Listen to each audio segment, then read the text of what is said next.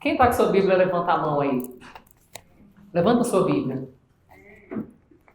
Amém. Quero dizer para os nossos convidados de hoje que nós somos uma igreja que lê Bíblia. Amém? E o melhor de tudo é que a gente lê Bíblia de papel. Se chegar aqui com Bíblia que não seja de papel, o nosso pastor que está em viagem chama a nossa atenção, o pastor Sérgio. Bem, graça e paz da parte do Senhor. Amém? Essa manhã eu queria compartilhar uma palavra com vocês que tem sido uma palavra que tem... eu falo que ela tem me perseguido ao longo dos 2 anos. E como nós vamos ler muitos versículos, o que eu queria combinar com vocês? Vocês vão pegar papel e caneta e vocês vão anotar os versículos que nós vamos ler, para depois você marcar na sua Bíblia. Como são muitos, não vai dar para a gente ir abrindo a Bíblia e anotando, porque nós vamos tomar bastante tempo. E a ideia desse domingo é a gente conversar sobre algo, né? Eu e o Beto, nós temos trabalhado aí com famílias, né? Especialmente casamento, ao longo de 15 anos. E existe uma frase que ela inquieta muito o nosso coração quando ela é falada em meio à família, porque ela, inclusive, tem justificado o fim das famílias. E essa frase é: escute o seu coração, você merece ser feliz. Ela parece ser muito boa, mas eu quero dizer para vocês que ela é diabólica. Então nós vamos começar a entender por que essa frase não é boa e por que ela é diabólica. E a palavra de hoje que eu queria compartilhar com vocês é conhecendo o seu coração. O que a Bíblia fala sobre o nosso coração? Por que nós precisamos conhecer nosso coração para a gente compreender que essa frase, escute o seu coração, ela não vem de Deus. Inclusive, ela justifica, muitas vezes, o divórcio. Eu escuto muitas pessoas dizendo assim: não, eu mereço ser feliz, eu vou ser feliz. Eu estou escutando a voz do meu coração e eu vou tocar minha vida, eu vou ver minha vida. E nós vamos entender o que a Bíblia fala a respeito disso, né? E por que nós precisamos definitivamente não falar essa frase nem para nós e nem para outras pessoas.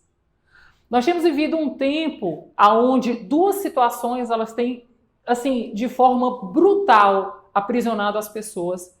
2 sentimentos têm aprisionado muito as pessoas, e eu falo que eu sou uma curiosa sobre saúde mental, gosto muito de conversar, ler sobre esse tema, né? E tem 2 sentimentos que eles têm aprisionado muito as pessoas, que é o medo e a ansiedade. Lógico que nós estamos falando sobre sentimento e não patologia, né? Então, se for patologia, é outra situação. Mas esses 2 sentimentos, eles têm aprisionado as pessoas nesses dias, que é o medo e a ansiedade. Esses 2 sentimentos, eles são literalmente os sentimentos que, para mim, governam os corações. Então vamos ver o que o coração é? Vamos ver o que a Bíblia fala sobre o nosso coração? Primeiro livro da Bíblia que nós vamos abrir para falar sobre o coração está no livro de Jeremias, capítulo 17, verso 9. Diz assim: maldito é o homem que confia nos homens e faz da sua humanidade... Opa, desculpa, gente, li errado. 9, desculpa. O coração é mais enganoso do que qualquer outra coisa, é sua doença incurável. Quem é capaz de compreendê-lo? Então, a primeira coisa que nós precisamos entender: o nosso coração é enganoso, corrupto e difícil de se compreender. João, capítulo 14, Evangelho de João, capítulo 14, vai dizer assim. Capítulo 14, verso 1. João diz assim: não se perturbe, Deus fala, não se perturbe o coração de vocês. Ou seja, o nosso coração, ele se perturba. Salmo 139, 23. Olha o que a Bíblia continua falando para a gente sobre o nosso coração. Salmos 139, verso 23. O salmista fala: sonda-me, ó Deus, e conhece o meu coração. Prova-me e conhece as minhas inquietações. Ou seja, as nossas inquietações, elas existem aonde? No nosso coração. Vocês estão entendendo, gente, como o coração é um bicho que nós temos que lutar todos os dias contra ele? Mas não parou aí não. Vamos continuar. Lucas, capítulo 6, verso 45. Diz assim: o homem bom tira coisas boas do seu bom tesouro que está em seu coração. E o homem mau tira coisas más do mal que está em seu coração. Porque sua boca fala do que está cheio o seu coração. Ou seja, o nosso coração é onde habita a nossa maldade.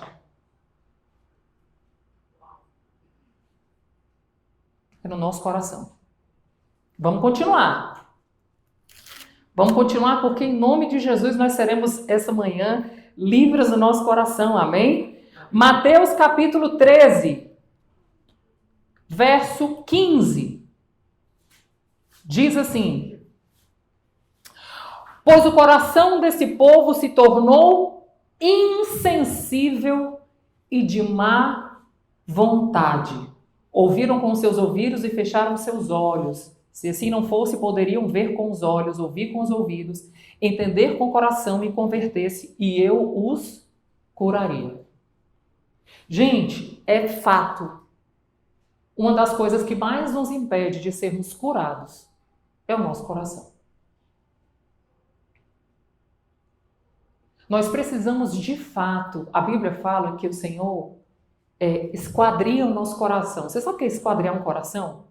É como se a gente pegasse o nosso coração, botasse numa mesa, batesse ele todinho, deixasse ele só aquela camada fininha e fosse cortando quadradinho, para ir analisando o coração.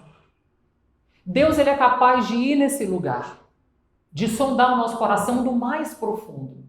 E em toda a Bíblia, toda vida que ele vai falar de coração, ele vai falar assim: cuidado, cuidado, muito cuidado com ele. Ou seja, você vê que o nosso coração se torna insensível.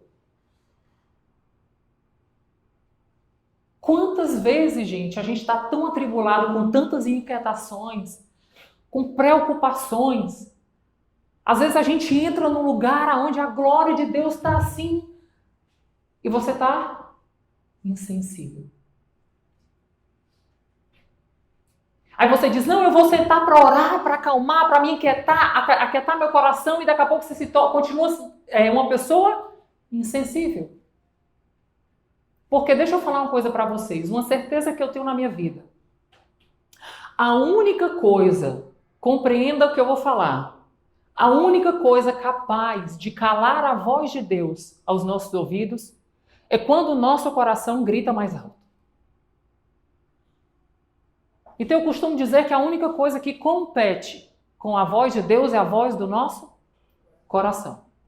Agora pensa, o coração é o lugar da inquietação, é o lugar da insensibilidade, é o lugar da perturbação. Ele é enganoso e corrupto. É onde habita as coisas más. É onde há a nossa má vontade.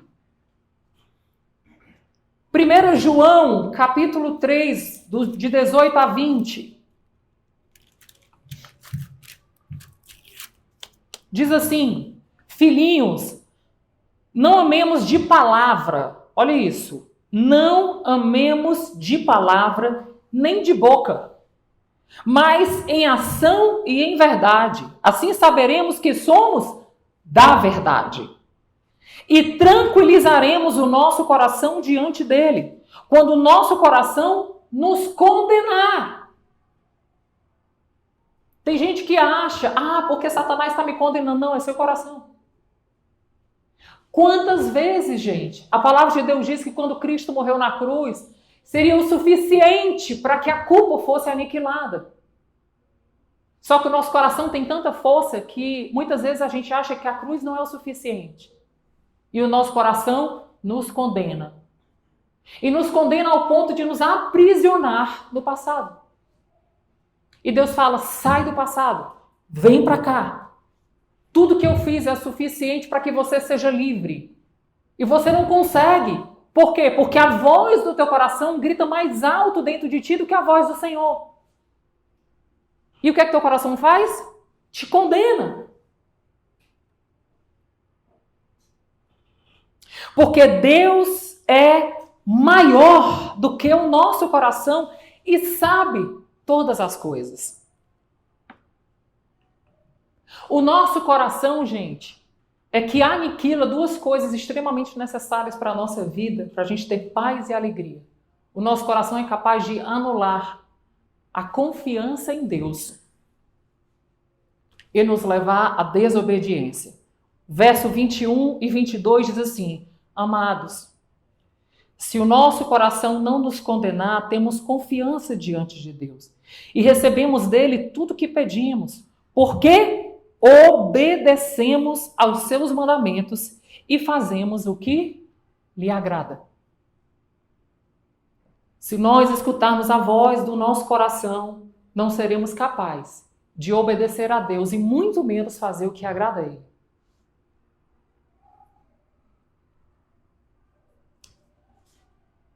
Às vezes a gente diz assim, né? Nossa, eu estou passando por uma guerra. Eu oro e esses demônios não saem. Sai, gente. Demônio sai. Às vezes o que você não consegue é sair de você mesmo. De você mesmo. Porque a palavra de Deus diz que em nome de Jesus, todo comando que a gente der, ele vai sair. Agora o que a gente às vezes não consegue é calar o nosso coração. É colocar ele no seu devido lugar. E aí nós nos tornamos escravos dele. Romanos capítulo 2, verso 5. Diz assim, contudo, por causa da teimosia e do seu coração obstinado, você está acumulando ira contra si mesmo, para o dia da ira de Deus, quando se revelará o seu justo julgamento.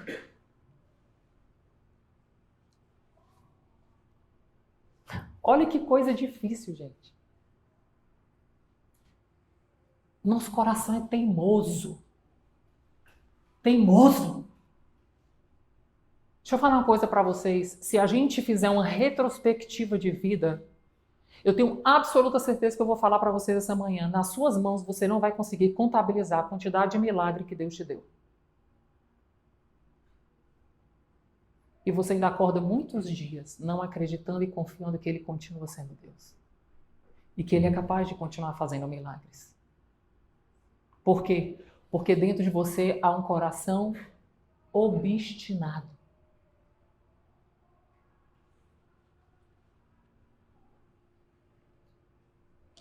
Deixa eu falar uma coisa à igreja. O nosso coração é a fonte da dúvida e do medo. E a dúvida é antagônica à fé. Porque a fé é a convicção, é a certeza. Eu tinha um entendimento há um tempo, né? Eu dizia assim, não, quando Deus está no negócio, você tem o quê? Paz. Alguém aqui já falou isso? Ou já escutou isso? Não, o árbitro de Deus é a paz. Rapaz, olha, vou contar uma coisa para vocês. Se o Beto quisesse me chamar hoje para ir para Paris, na executiva, eu ia ter uma paz tão grande. Viu, amor? Pai, mas eu ia ter uma paz. Minha mala já estava até pronta. Uma paz. E o Carlos? Ia ter essa paz. Pergunta. É prudente hoje eu viajar de executiva? Aí quando eu faço essa pergunta, vem dentro da minha mente uma outra ideia. Uma convicção. Não é prudente. Então deixa eu falar uma coisa para vocês. Quando Deus falar com você, um marco chama-se convicção. Não é paz. Porque o coração é enganoso e corrupto. E nós não podemos ser uma igreja que se move pelo coração. Satanás sabe disso, gente. Tanto que os nossos desejos, quando eles ecoam dentro de nós, eles são falados de forma sutil, agradável. Por quê? Porque o coração gosta. O coração gosta de zona de conforto. O coração gosta de comodidade. O coração gosta de benefício. O coração não gosta de sacrifício. Haja visto que quando você vai para o Evangelho de Romanos, a carta de Romanos, você vai ver que quando Deus fala que nós precisamos ser um povo diferente, Ele não manda mudar o nosso coração. Manda?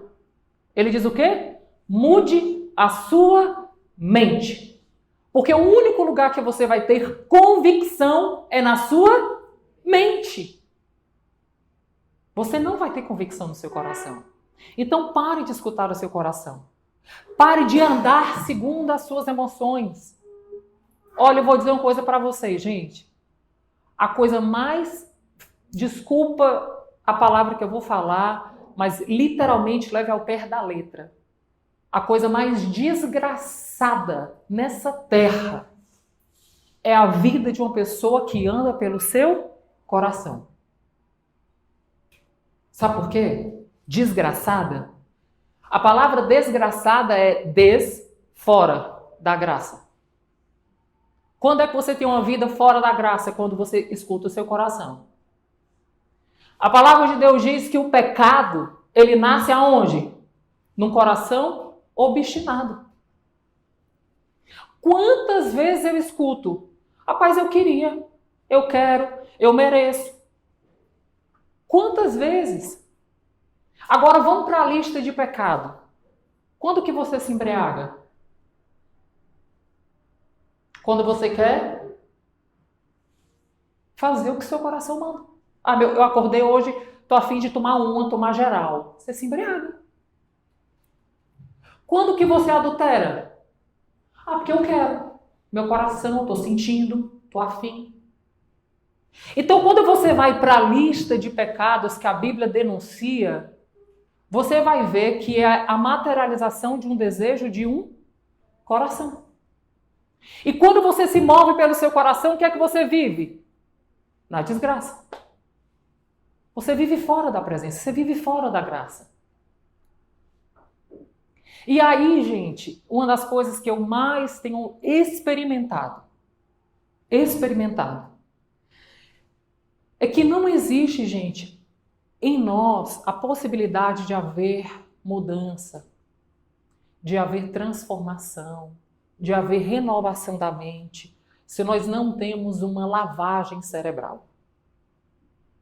Aliás, o meu marido gosta sempre de falar isso lá em casa. Depois que você virou, o pessoal às vezes falava, né, no começo da nossa conversão, né? Beto, depois que você virou crente, parece que fizeram lavagem cerebral. Ele disse, não, irmão, não foi no cérebro, não, foi no corpo inteiro. A lavagem foi em tudo quanto foi lugar.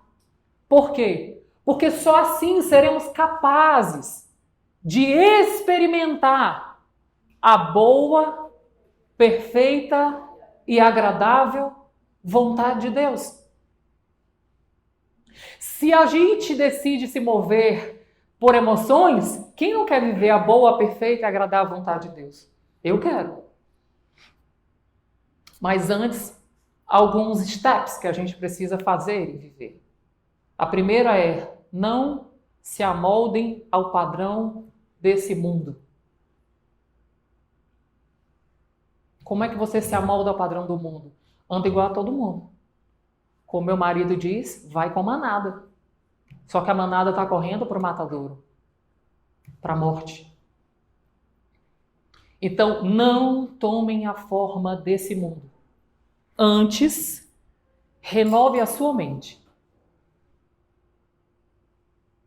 Depois que você renova a sua mente, aí ele diz assim, e apresente a Deus um sacrifício vivo, que é um culto racional.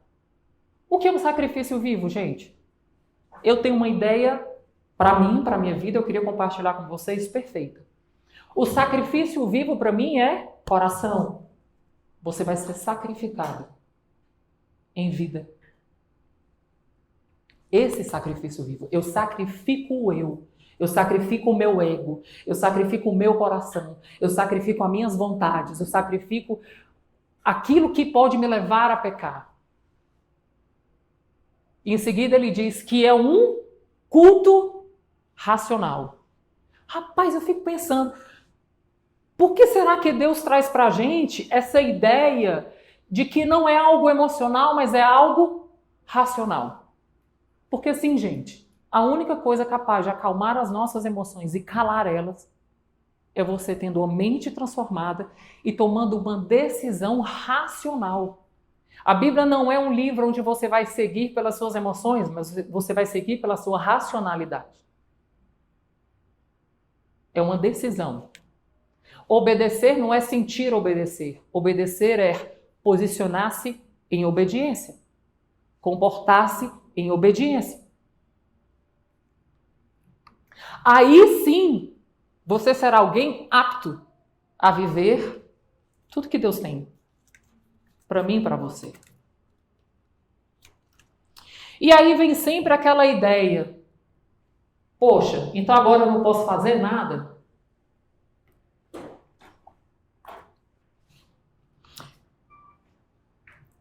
Não é que você pode, não é que você não vai fazer nada. É que na verdade você vai descobrir o prazer e a alegria no tudo.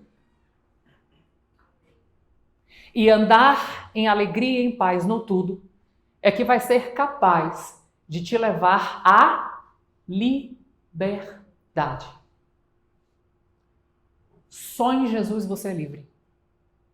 No seu coração, nos seus desejos, no seu pecado, você é aprisionado. Nenhum outro lugar você vai ser livre. Certa feita, no começo da nossa conversão, nós vivemos algo muito interessante. Nós tínhamos um grupo de casais lá no Ceará e a gente tinha um hábito de sair, era um grupo, todo mundo era novo convertido e a gente tinha um hábito de sair para jantar fora e tal, e tinha a nossa liderança na época, né, que eram os nossos líderes do casados, que eram os pastores. E a gente foi para um restaurante, um monte de casal, e quando chegou na hora do jantar, o garçom veio e foi colocando as taças de vinho para todo mundo. E quando ele colocou a taça de vinho para todo mundo, quando chegou na frente do nosso líder, um casal que estava do nosso lado, amigo nosso, assim, não, eles não. Aí o casal de liderança olhou assim para ele e disse assim, por que eu não? Ele disse, não, você é liderança, você não bebe. Aí ele olhou pro casal que estava do nosso lado e disse assim, então, quem disse? Não, ele disse assim, não, você é nosso líder, você não pode beber. Aí ele disse assim, então, quem te disse que eu não posso beber? Aí ele olhou pro garçom e disse assim, pode colocar a taça. Aí veio aquela tensão. Sabe como é que é? Que o silêncio, ele estava matando a mesa. Ali eu tive um dos maiores ensinos da minha vida a despeito do Evangelho. Quando ele colocou a taça na frente dele, ele disse assim, eu quero compartilhar algo com vocês nessa noite. Então, olhem só.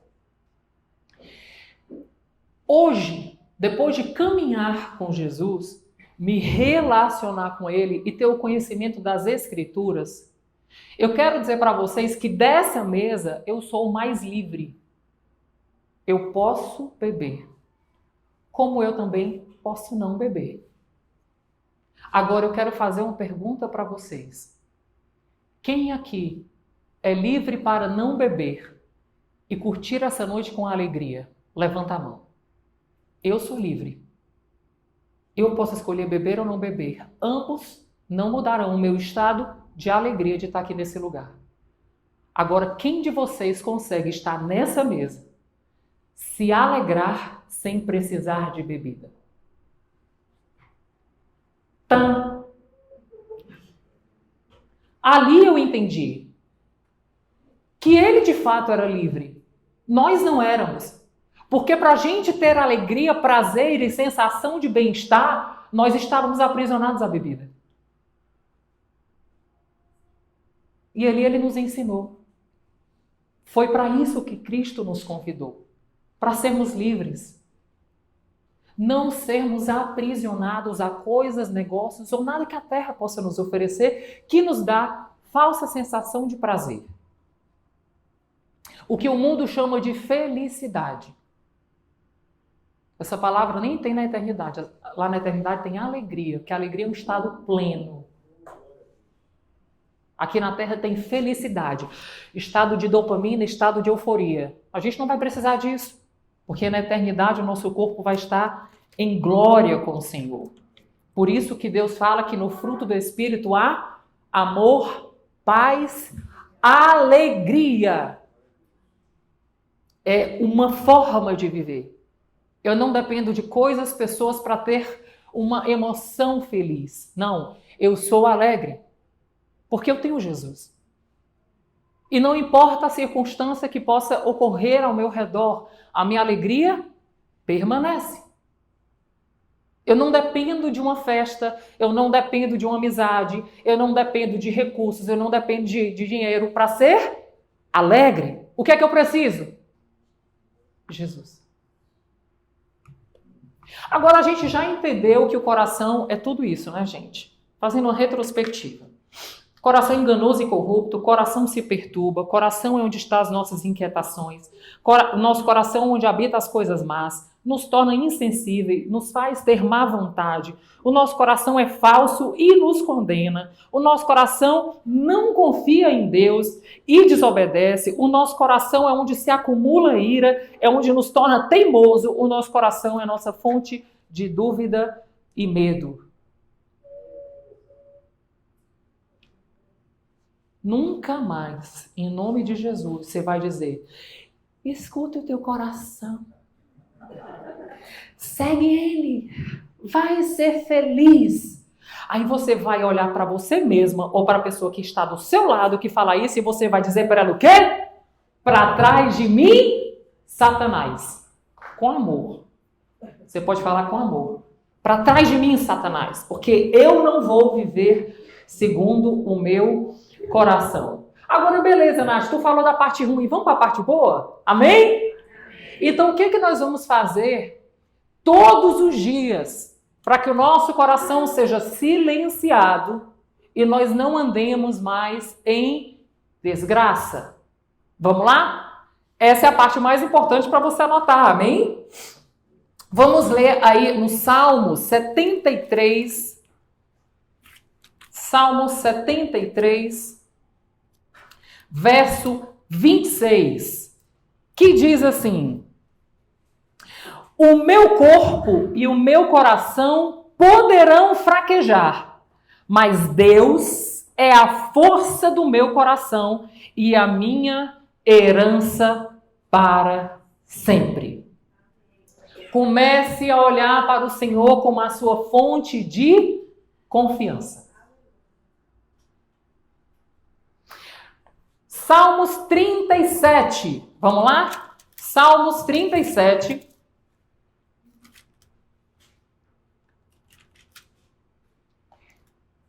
Vamos ler 3 e 4. Salmos 37, 3 e 4, que diz assim: confie no Senhor e faça o bem. Assim você habitará na terra e desfrutará segurança.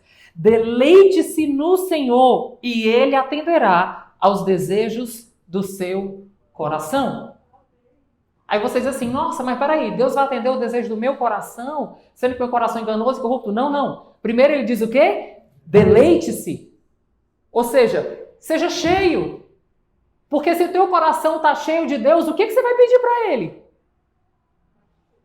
A vontade dEle. Por isso que Ele vai ter compromisso em cumprir. Salmo 51, versos 10 e 11. Um dos versos que meu marido mais ama é esse. Salmos 51, 10, 11, diz assim: cria em mim um coração puro, ó Deus, e renova dentro de mim um espírito inabalável. Não me expulses da tua presença, nem tires de mim o teu Santo Espírito. Deixa eu falar uma coisa para vocês. Não tire a sua consciência da presença. Não tire a sua consciência da presença. Quando ele diz assim, cria em mim, ó Deus, um coração puro e me dá um espírito inabalável. O que é que ele está dizendo? Senhor, aqui é o lugar da tua habitação. E aqui é o lugar da tua habitação, eu serei capaz de ter a tua presença dentro de mim. E a tua presença dentro de mim vai sempre trazer em mim a consciência da tua presença. Gente, uma das palavras que eu mais tenho declarado sobre a minha vida, Filipenses 4, verso 4, alegrem-se. Outra vez digo, alegrem-se, que a amabilidade de vocês sejam conhecidas por todos. Perto está o Senhor. Eu declaro essa palavra para mim mesma. Por quê? Porque se eu não fizer isso, gente, o mundo leva a gente à loucura. A vida, as inseguranças, as inquietudes, leva a gente à loucura. E leva mesmo, gente. Todos os meus amigos médicos que eu converso, não importa a sua especialização, todos dizem que a próxima pandemia, que está aí para estourar a qualquer tempo, a qualquer momento, qual é a pandemia? A pandemia mental. Por quê, gente? Porque o mundo está uma loucura, gente. As incertezas, as inseguranças, as instabilidades, elas nos transtornam. Elas nos enclausuram num lugar terrível chamado medo. E o medo, gente, eu falo que o medo ele consegue ser pior do que Mamon. Ele é um péssimo senhor. Quantas pessoas estão paralisadas no medo? E quando você vai para o dicionário humano, lá está dizendo que o medo é ausência de fé. E o que é fé, gente? Convicção. Ou seja, o medo, ele é um fruto real das dúvidas. Quando você começa a ter dúvidas a despeito do futuro, bum! O medo te escraviza. E só tem uma coisa capaz de te tirar do lugar do medo. Chama-se fé em Jesus. Como que a gente alimenta a nossa fé?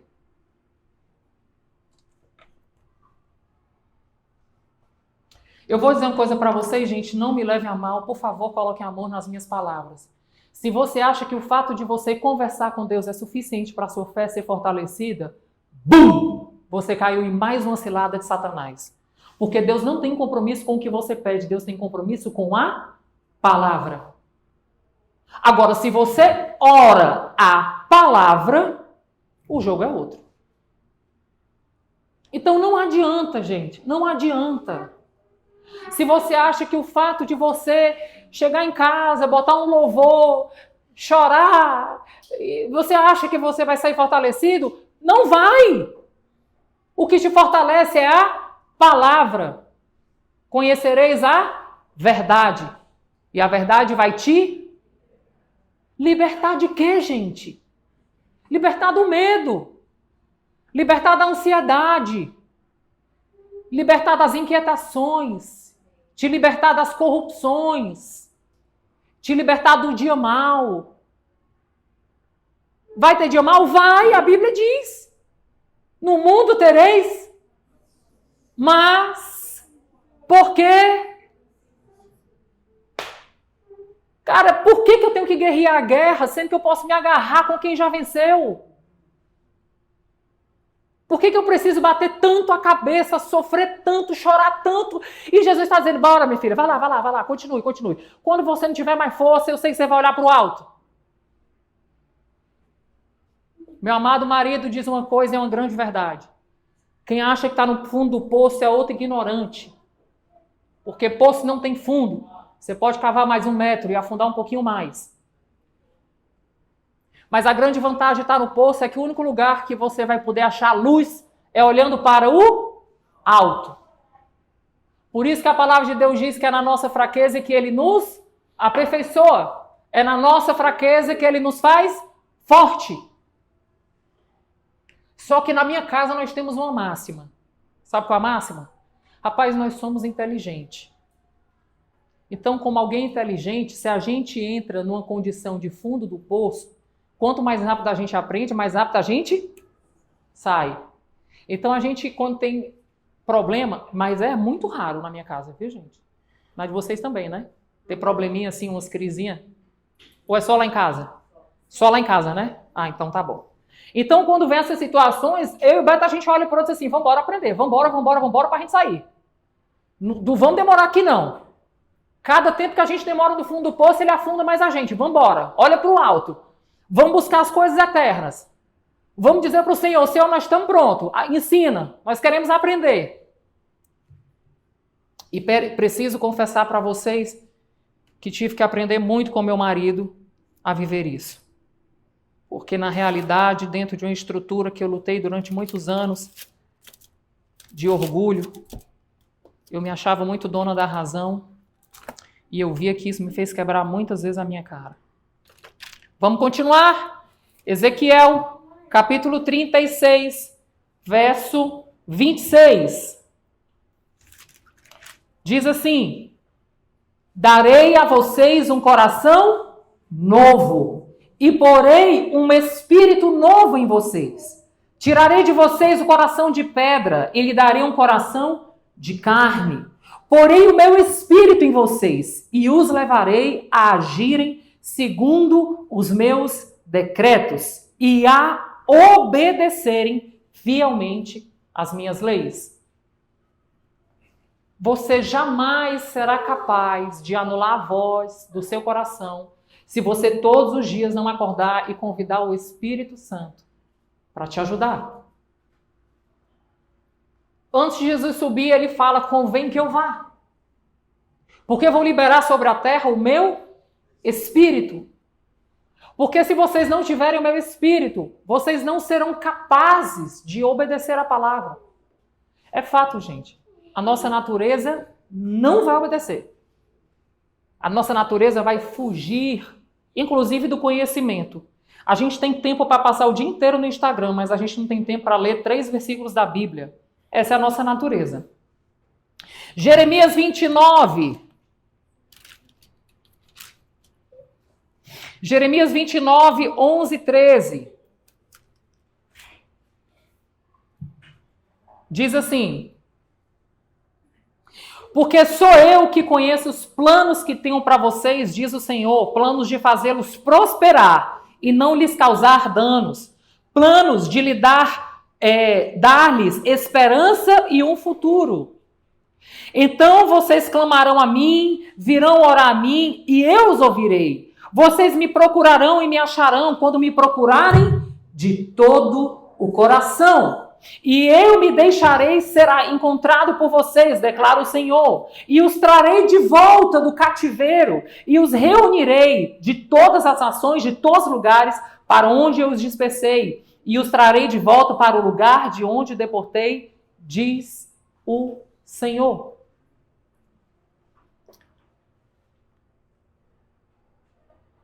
Salmo 119, 1, 4. De 1 a 4. Diz assim: como são felizes os que andam em caminhos irrepreensíveis, que vivem conforme a lei do Senhor. Como são felizes os que obedecem aos seus estatutos e de todo o coração o buscam. Não praticam mal e andam nos caminhos do Senhor. Tu mesmo ordenaste os teus preceitos para que sejam fielmente obedecidos.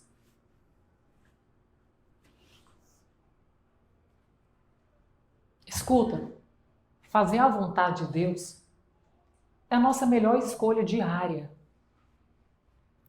Mas como que eu vou fazer a vontade de Deus, sendo que eu não conheço a vontade de Deus? Não leio Bíblia. Gente, por favor, se eu puder deixar uma única coisa para a igreja hoje como mensagem principal é: leia a Bíblia. Você nunca conseguirá viver a vontade de Deus. Você nunca conseguirá fazer tudo para alcançar tudo que Deus tem para você, se você não tiver o conhecimento. Nenhum médico seria capaz de ajudar outra pessoa sem que antes ele estudasse profundamente medicina, correto?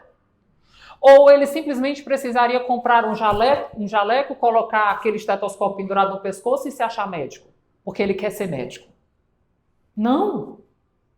Ele estuda, gasta a vida, investe a vida, e quando você acha que ele acabou, não, ele só está começando, porque na formatura dele ele começou o processo de estudar, se especializar, e se ele parar de estudar, o que acontece com ele? Banido do mercado. Então, para você ser alguém bem-sucedido na sua vida, o que te difere dos outros chama-se conhecimento. No céu é do mesmo jeito. O que vai te diferenciar no meio desse mundão louco, o que é, gente? Conhecimento. De quem? Da palavra.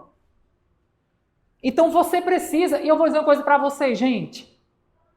Pede a Deus. Pede. Fala para Deus: Deus, eu tenho uma preguiça medonha de ler a Bíblia. Não gosto. Fala para ele, cara, não mente. Não gosto de ler Bíblia, não entendo Bíblia, eu acho um saco. Cara, ele é teu pai. Fala para ele a verdade. E no final diz assim: então, abre meu coração. Aí agora, se o senhor quiser, o senhor me ajuda a gostar da Bíblia. Eu fiz isso, gente. Eu achava lindo aquele povo que pregava assim, bonito. Lia bem muito Bíblia, dizia assim: rapaz, bonito, né? Mas eu queria ser assim. Quando eu chegava em casa, eu nunca abria a Bíblia. E tinha sempre muitas desculpas. Inclusive, uma das desculpas mais esfarrapadas que eu dava era: eu sou diferente. Meu relacionamento com Deus é diferente. Eu gosto muito de louvar. Gente, quantas vezes eu entrava no quarto, eu tenho certeza absoluta que nunca o que eu cantava subia como um perfume suave a Deus. Mas a minha alma ficava quicando. Porque eu só cantava aquelas músicas bem almáticas. E ainda dizia que era gospel. Vamos para a Bíblia? Deuteronômio, caminhando. Capítulo 6, do 4 ao 9, que diz assim: ouça, ó Israel, o Senhor nosso Deus é o único Senhor. Ame o Senhor, seu Deus, de todo o seu coração, de toda a sua alma, de todas as suas forças. Que todas essas palavras que hoje lhe ordeno estejam em seu coração. Ensine-as com persistência aos seus filhos. Converse sobre elas quando você estiver sentado em casa, quando estiver andando pelo caminho, quando se deitar e quando se levantar. Amarre-as como um sinal no seu braço e prenda-as na sua testa. Escreva nos batentes das portas de suas casas e em seus portões. Ou seja, meu irmão, você vai fazer qualquer coisa, A palavra precisa ser a direção. A palavra precisa ser o fundamento. Um bocado de amigo médico. Rapaz, entra no teu consultório, convida o Espírito Santo, esse Espírito Santo. Vai ter gente que vai chegar aqui que nem o exame de sangue vai revelar. Mas o teu Espírito vai soprar no meu ouvido e eu vou trazer diagnóstico que ninguém sabe. Por quê? Porque tu é diferente. Tu não é um médico qualquer. Tu é alguém que é guardado, instruído, inspirado e conduzido pelo Espírito Santo. Quem fez o corpo perfeito sabe onde está imperfeito. E ele pode estar contigo. Desde quando? Desde quando você buscar ele de todo o teu coração, toda a tua alma, todo o teu entendimento. Seu conhecimento vai ser maravilhoso. Mas com o Espírito Santo você vai com certeza disso. Então busque o Senhor, por favor, enquanto você o pode achar. Busque. Busque. E pede a Ele mesmo. Eu quero dizer para vocês, gente, que um dos maiores prazeres que eu conquistei nos últimos 2 anos, eu me deleito no conhecimento da palavra e eu tenho um prazer inenarrável. Tem quanto tempo? 2 anos. Sabe por quê, gente? Porque durante muitos anos eu abri a Bíblia para pregar para os outros. Até um dia que eu fui na casa de um grande amigo nosso e ele disse uma frase que mexeu muito comigo. Ele disse que todas as vezes que ele abria a Bíblia, ele amarrava o pregador que tinha dentro dele. Para que a Bíblia fosse primeiro pregada para ele, para depois ele pregar para os outros. Quando ele disse aquilo, eu disse, uau, eu sou essa aí. Quando eu abro a Bíblia, eu quero já preparar uma pregação para os outros. E quando que a palavra vai pregar para mim? Quando eu amarrar o pregador dentro de mim. Então eu paro, e aí eu fico ali, rapaz, o que eu chamo de tempo inegociável. Por que é tempo inegociável, gente? O inegociável é um tempo de relacionamento com Deus. Como que eu posso negociar tudo que eu tenho na minha vida? Como? Eu posso ter família restaurada, eu posso ter recurso, eu posso ter influência. Eu posso ter tudo isso. Mas tudo isso tem o seu lugar, mas o valor máximo da minha vida é o meu Jesus. Porque se eu não tivesse Jesus, nem família eu tinha. Se eu não tivesse Jesus, quem era eu na fila do pão? Todos os resultados na minha vida hoje, inclusive estar aqui nesse púlpito com o microfone na mão, é o resultado do meu amor por Jesus. Se eu não tivesse, provavelmente eu estava lá no Ceará, com um filho, pendurado nas minhas costas, dependendo do meu pai e da minha mãe. Inclusive, eu poderia ser uma pessoa incrédula. Sabe lá Deus onde eu estaria. Então eu falo para o meu marido. Amor, tem coisa que eu não negocio. O que é que eu não negocio? O meu relacionamento com Deus. Não dá para negociar, gente. Sabe por quê? Porque dentro de mim tem um coração enganoso e corrupto. E que todo dia acorda querendo me dominar. Todos os dias, meu coração acorda e ele quer me dominar. E toda vida que eu escuto ele, eu me dou mal. Quer ver? Faz uma retrospectiva e vê por que tu brigou nos últimos dias ou anos no teu casamento. Qual foi o motivo que tu brigou? Qual foi o motivo que tu discutiu? Pensa sobre isso. Quando você for ver, você vai entender que foi por causa do seu coração. Vamos encerrar lendo Salmos 33.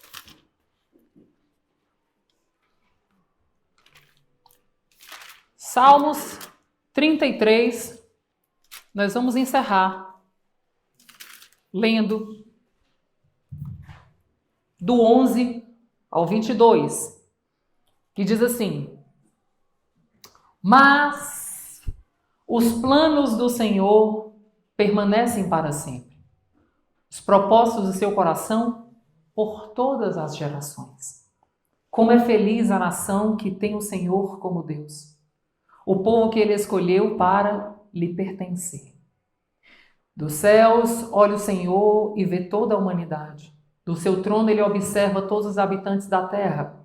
Ele que forma o coração de todos, que conhece tudo o que fazem. Nenhum rei se salva pelo tamanho do seu exército. Nenhum guerreiro escapa por sua grande força. O cavalo é vã, esperança de vitória. Apesar de sua grande força, é incapaz de salvar. Mas o Senhor protege aqueles que o temem, aqueles que firmam a esperança no seu amor, para livrá-los da morte e garantir-lhes vida, mesmo em tempos de fome. Nossa esperança está no Senhor. Ele é o nosso auxílio e a nossa proteção. Nele se alegra o meu coração, pois confiamos no seu santo nome. Esteja nós o teu amor, Senhor, como está em ti a nossa esperança. Quando eu estava preparando essa palavra ontem, pouco tempo depois, eu estava passando das redes sociais e eu li uma frase de Charles Spurgeon. E pensa naquela frase que ela entra assim, rasgando. E a frase dele dizia assim: escute, metade dos nossos medos e ansiedade nascem do abandono da leitura da Bíblia. Vou ler de novo. Metade dos nossos medos e ansiedade nascem do abandono da leitura da Bíblia. Quer experimentar a boa, a perfeita e agradável vontade de Deus? Conheça-o. Relacione-se com Ele. Busque Ele enquanto você pode achar. Não escute a voz do seu coração, porque no dia mau ele vai ser uma fonte terrível de água tóxica, que ao invés de saciar a tua sede, ela vai te envenenar. Viva, conduzido pelo conhecimento e pela busca do Senhor. Não ache que o que te trouxe até aqui é o suficiente para te levar para o próximo nível ou para a próxima estação. Deus tem um maná todos os dias. Eu amo compreender que Ele disse: olhe, quando eu mandar o alimento num tempo de deserto, coma até saciar-se, mas não guarde. Não guarde, porque para amanhã, o que eu te alimentei hoje vai estar estragado. Por quê? Porque para amanhã haverá um alimento novo. Busque-me. Eu sou o pão vivo que desceu do céu. Eu sou a água viva que sacia a sede. Eu sou tudo que você precisa. Agora lembre-se, se o seu corpo todos os dias precisa de água e de pão, o seu espírito precisa de Jesus diariamente. Amém? Vamos orar? Sabe, eu tenho um entendimento que uma das coisas que muda a rota da nossa vida começa com uma palavra: conhecer. Depois que eu conheço, eu tenho uma oportunidade.